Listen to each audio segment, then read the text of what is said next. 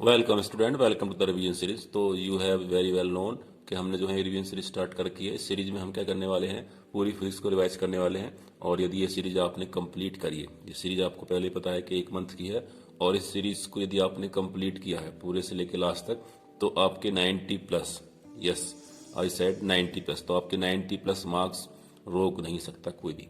तो इस सीरीज में हम क्या कवर करने वाले हैं, चैप्टर फर्स्ट से लेकर चैप्टर लेकर 14 तक, ठीक है। तो हम इससे लास्ट वीडियो हम क्या कवर कर चुके हैं कि चार्ज क्या होता है और चार्ज की प्रॉपर्टी क्या होता है। तो चार्ज के हमारे पास बहुत सारे मेथड थे, लेकिन जो चार्ज का मेन फॉर्मूला आता है वो कितना होता है, Q=N। देखो फिजिक्स को पढ़ने का सबसे तरीका क्या होता है कि यदि आपने फॉर्मूले याद कर लिए तो सब कुछ याद कर लिया, कोई थ्योरी नहीं करनी होती, न्यूमेरिकल नहीं करने होते, अगर फॉर्मूले याद कर लिए तो सब कुछ हो जाएगा, ठीक है ना। अब देखो हम स्टार्ट करने वाले हैं आपका इसका सेकंड कॉन्सेप्ट, दैट्स कूलामिक फोर्स। तो जो सबसे इंपॉर्टेंट चीज होती है इस चार्ज में वो क्या होती है, कूलामिक फोर्स। तो हमने क्या देखा था, या हमने क्या देखा कि कूलाम साहब ने क्या देखा कि मानो अगर कोई दो चार्ज हैं और दोनों चार्ज कैसे हैं, पॉइंट चार्ज हैं। तो पॉइंट चार्ज का मतलब क्या होता है कि वो एक छोटे से स्फीयर में रखे हुए हैं और जो उनका अपना पैरामीटर्स है वो क्या है, नेग्लिजिबल है। तो हमने क्या देखा कि दे ऑलवेज, अगर ये स्टैटिक हैं, दोनों चार्ज क्या स्टैटिक हैं, तो they always exerts a mutual force.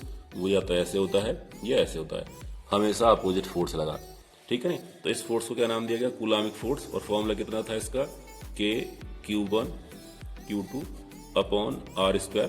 और यहाँ पर हम मोड यूज करते हैं, यदि हमारे पास FC जो आ रहा है नेगेटिव आ रहा है, कैसा आ रहा है, नेगेटिव, तो कब आएगा, जब प्लस और माइनस हो। तो फोर्स कैसा होगा, अट्रैक्टिव, फोर्स कैसा होगा, अट्रैक्टिव। और यदि हमारे पास F कैसा आ रहा है, पॉजिटिव, तो फोर्स कैसा हो जाएगा, repulsive, force will be repulsive. यदि दोनों चार्ज सेम होंगे तो कैसा आएगा, पॉजिटिव, और दोनों चार्ज अपोजिट होंगे तो कैसा आएगा, नेगेटिव, ठीक है ना। अब इसमें आपको याद क्या रखना होता है कि जो इसका वेक्टर फॉर्म है, दैट्स वेरी इंपॉर्टेंट। तो FC क्या हो जाएगा, इसको हम क्या बोलते हैं, 1/4πε0 Q1 Q2। इसका आप मोड ही लेंगे और यहाँ पे करेंगे आप R, ठीक है ना, इसको हम Q कर लेंगे और यहाँ पर क्या आ जाएगा, और यहाँ आ जाएगा R का वेक्टर। तो दैट्स वेरी इंपॉर्टेंट। ये R क्या है यहाँ पे, ये आपको याद रखना है कि ये R जो है हमारा, दैट्स पोजीशन वेक्टर। तो पोजीशन वेक्टर का मतलब क्या है कि दोनों के बीच में वो किस तरह लगा हुआ है, इस फोर्स की डायरेक्शन, ठीक है ना। अब जैसे यदि हम कह रहे हैं कि हमारे पास ये कोई 4 कूलाम का चार्ज है और ये क्या है, 6 कूलाम का चार्ज है, तो इनकी अपनी पोजीशन जो है वो दे रखा है कि इनके बीच का सेपरेशन लेट D मीटर है, क्या है, D मीटर है। अब क्या करा आपने कि इन दोनों के बीच का फोर्स निकालना है, ठीक है ना। तो क्या देखना होता है कि आपको ये पॉजिटिव और ये पॉजिटिव, तो फोर्स कैसा हो जाएगा, ये, तो इसका पोजीशन वेक्टर कहाँ हो गया, अवे फ्रॉम दिस चार्ज, तो क्या बोलेंगे इसको, लेट F पर। अब ये भी काम करेगा इस पर, तो इसका पोजीशन वेक्टर क्या आएगा, इधर, तो इसको हम क्या बोलेंगे, F2। इसके रेस्पेक्ट में ये वाला फोर्स क्या हो जाएगा, नेगेटिव, क्या हो जाएगा, नेगेटिव वेक्टर के हिसाब से। तो दोनों का सम जो आएगा F1 प्लस F2, वेक्टर के हिसाब से कितना आएगा, ये 0। तो दिस विल बी ऑलवेज 0, ठीक है ना। अब देखिए इस पर कुछ क्वेश्चंस आते हैं तो उसको हम करते हैं।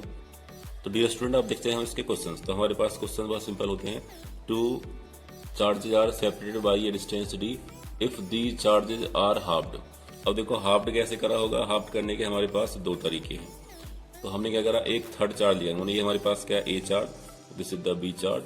एक हमने क्या लिया, थर्ड चार्ज लिया, इसको टच कराया और अलग कर दिया। जब इसको अलग कर दिया तो A कहाँ आ गया, वही, बट जो इसका Q था वो क्या हो जाएगा, Q/2। और B क्या है हमारे पास, सेम B को करा होगा, तो हम यहाँ पे क्या लेके आए हैं, C, और यहाँ पे लेके आए हैं D। तो इस तरह चार्ज को टच करने के बाद में कंसेप्ट दिया होता है, तो दैट्स वाई कंडक्शन। तो कंडक्शन से यहाँ पे क्या हो रहा है, चार्ज आधे आधे हो जाते हैं, ठीक है ना। फिर उसको हाफ कर दिया, इसका मतलब क्या है, Q/2, और ये भी कितना हो गया, ये क्या है, Q1/2, और ये क्या हो जाएगा, Q2/2। Find the new force. तो ऐसे क्वेश्चंस में कुछ बड़ा कुछ नहीं करना है, पहली कंडीशन को लिखेंगे कि F1 क्या होगा, तो F1 क्या हो जाएगा, K। आप हमेशा इसको K लिखेंगे, जिससे क्या हो जाएगा, जी होता है। तो Q1 Q2, क्योंकि हम मैग्नीट्यूड निकालने हैं तो मोड नहीं लेंगे ना, वेक्टर की बात करेंगे, स्क्वायर, ठीक है ना। अब हमें क्या देखना है कि F2, तो यहाँ लिखेंगे K Q1 Q2 upon R²। अब देखो इनके बीच की डिस्टेंस यहाँ पे D है, तो आप इसको D मान सकते हैं। अब देखो गिवन कंडीशन के हिसाब से, तो Q1 क्या हो जाएगा, Q1 का आधा, और Q2 क्या हो जाएगा, Q2 का आधा, और यहाँ पर क्या है, ये डिस्टेंस लेट सेम ही, अगर डिस्टेंस में कोई चेंज नहीं किया है। ठीक है, तो अब हम देखते हैं कि मानो क्या चेंज आएगा। तो सिंपल क्या हो जाएगा कि अब देखो आपको हमेशा इस फॉर्म में लेके आना है कि आप इसको लिख सके F1।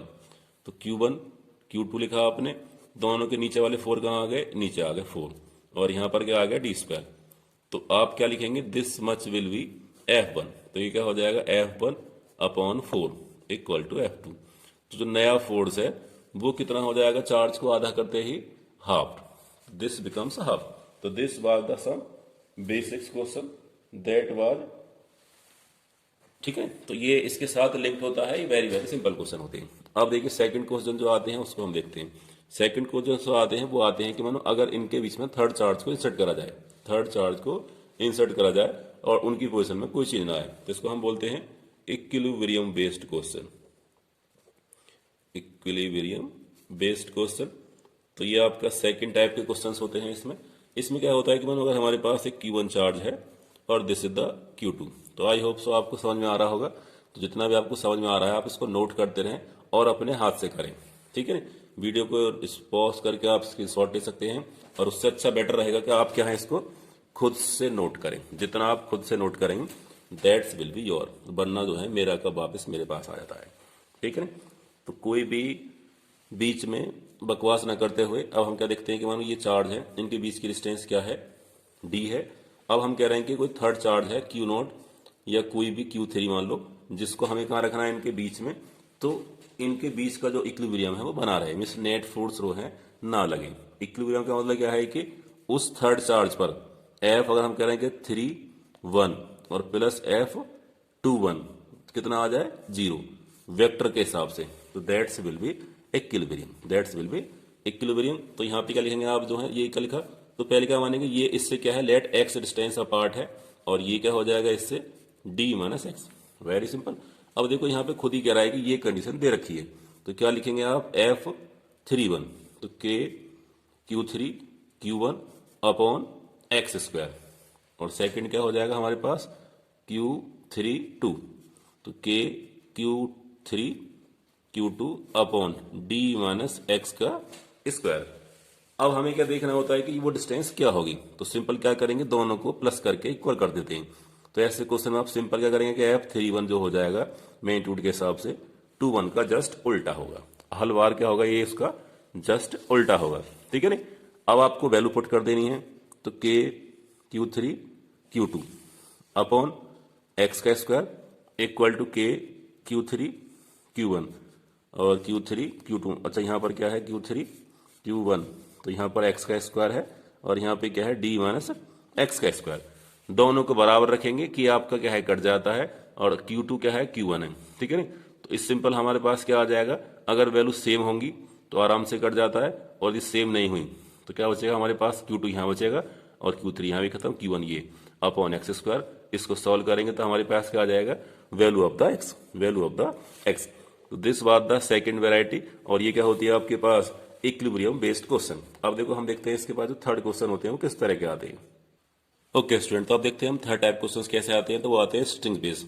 अगर हमारे पास कोई एक चार्ज है जो पहले क्या था, स्टैटिक है, और वो एक नॉन कंडक्टिंग, ये क्या है, नॉन कंडक्टिंग थ्रेड है, और इसमें क्या है अपने एक पॉइंट चार्ज जो स्फेरिकल शेप में किसी पॉइंट चार्ज की बॉडी को बनाता है। तो यहाँ पर लेट मानो Q है। अब यदि आपने इसको किसी और के फील्ड में रखा, या तो क्वेश्चन आता है कि मानो किसी और के फील्ड में रखा, और फील्ड में रखने के बाद में ये इसमें फ्लोट करना चाहिए, तो मीन्स इसका मतलब क्या है कि ये इस कंडीशन में क्या हो जाएगा कि ये यहाँ से लेट मानो ये कहाँ जाएगा, यहाँ पर, तो ये यहाँ पर आ जाता है इलेक्ट्रिक फील्ड में।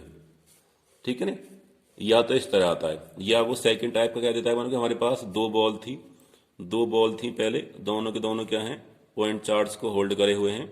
अब जब हमने इनके बीच का रिपल्सन देखा तो इनके बीच जो डायग्राम है वो कैसा बन जाएगा, ड्यू टू रिपल्सन ये इस तरह आ जाता है। तो ये सबसे दूर डिस्टेंस पर जाके एडजस्ट हो जाती हैं।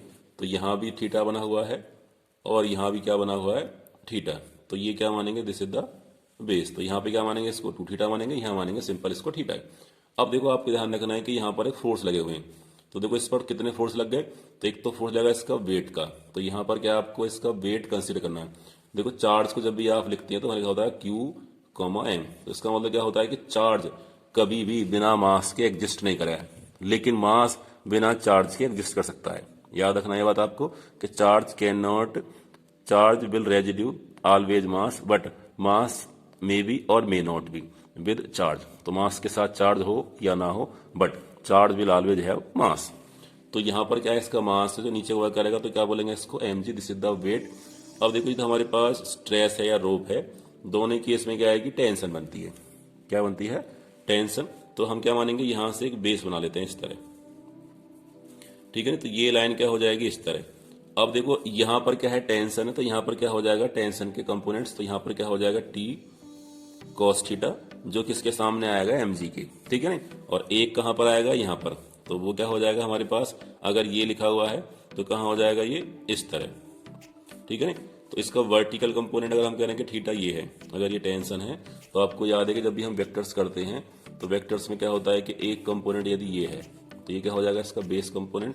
यदि हम कह रहे हैं कि दिस वाज द टी, तो ये क्या हो जाएगा, टी कॉस थीटा। और इसके जस्ट सामने, इस हॉरिजॉन्टल कंपोनेंट के जस्ट सामने क्या होता है, टी साइन थीटा, या बोलेंगे इसको वर्टिकल कंपोनेंट। क्या बोलेंगे इसको, वर्टिकल कंपोनेंट। तो देखो हॉरिजॉन्टल कंपोनेंट कौन सा है हमारे पास, this is the horizontal component, तो दिस विल बी वर्टिकल। तो यहाँ पर क्या हो जाएगा, T sine theta, T sine theta. अब देखो हमारा जो टी है वो इधर बना हुआ है, तो ये कहां पर आएगा, यहाँ पर। तो यहाँ पर क्या बन जाएगा, टी साइन थीटा, ठीक है। अब देखिए यहाँ पर क्या बनेगा, मानो हम कह रहे हैं कि this will be the theta, this will be the theta. तो यहाँ पर क्या बन जाएगा, इस तरह, टी साइन कॉस थीटा, और यहाँ पर क्या आ जाएगा, टी साइन थीटा, ठीक है ना। अब देखिए हमारे पास तो टी साइन थीटा कहां पर आ गया, देखो लेट यहाँ पर आ गया।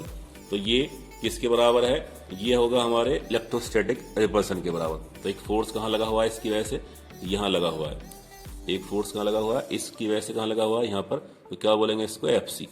तो जब भी आपसे कहता है कि एफसी कैसे निकालेंगे, तो वो क्या आएगा, टी साइन थीटा से। और एमजी कैसे आएगा, तो वो एमजी किसके अपोजिट है, तो वो आएगा टी कॉस थीटा से, ठीक है। अब यदि आपको एफसी निकालना तो क्या हो जाएगा, के Q1 Q2 upon are square या D1, जो भी बीच की सेपरेशन मानेंगे यहाँ से लेके यहाँ तक की डिस्टेंस। यदि आपने यहाँ से माने तो क्या हो जाएगी, इसको क्या मानेंगे, 2D मानेंगे, और ये हो जाएगा, अगर आपने D मान रखा तो D/2 एक ही बात है, कोई बड़ी प्रॉब्लम नहीं है। तो ये क्या हो जाएगा, के Q1 Q2 Q1, और ये क्या है, Q2, और ये क्या हो जाएगा हमारे पास, किसके इक्वल, टी साइन थीटा के इक्वल। तो इसमें आपको भी इसका सेपरेशन डी पूछ सकता है, टी पूछ सकता है कि टेंशन द स्ट्रिंग। और अगर हम दूसरी बात करें कि एंगल कैसे निकालें, तो दोनों को डिवाइड कर देते हैं। तो क्या बन जाएगा, T sine theta upon T cos theta. तो कितना बन जाएगा, ये F C upon M G. तो इसका मतलब क्या है कि tan theta, T will cancel out, तो क्या हो जाएगा, F C upon M G, और थीटा क्या हो जाएगा, टेन का इनवर्स। तो जो भी आएगा F C upon M G की वैल्यू, उससे क्या आएगा, थीटा। यदि आपने उसको क्या निकालना, टेंशन निकालना, तो यहाँ लगा देंगे, या चाहो तो आप यहाँ लगा सकते हैं, ये ज़्यादा आसान है। तो टेंशन क्या हो जाएगा, M G upon cos theta, theta यहाँ से निकालेंगे, यहाँ लगा देंगे कॉस थीटा। तो this will be second types question, जो थोड़े से टिपिकल होते हैं। इससे हम क्या निकाल पाएंगे, उस टेंशन में या उस स्ट्रिंग में या रोप्स में थोड़ी सी स्ट्रेच जो उसके अंदर हो सकती है, ठीक है ना। तो आई होप सो ये बात, this was the concept of the Coulomb's law. तो इस वीडियो में हमने क्या कवर करा है, बहुत छोटा सा कॉन्सेप्ट लिया है कूलम्ब्स लॉ, उसके ऊपर 3 तरह क्वेश्चन करें। तो आई होप सो आपको समझ में आया होगा। बिना बकवास करते हुए इस वीडियो को आप जितनी बार देखेंगे उतना ही ज़्यादा क्या हो जाएगा आपके लिए हेल्पफुल। तो वीडियो को लाइक करें और शेयर करें।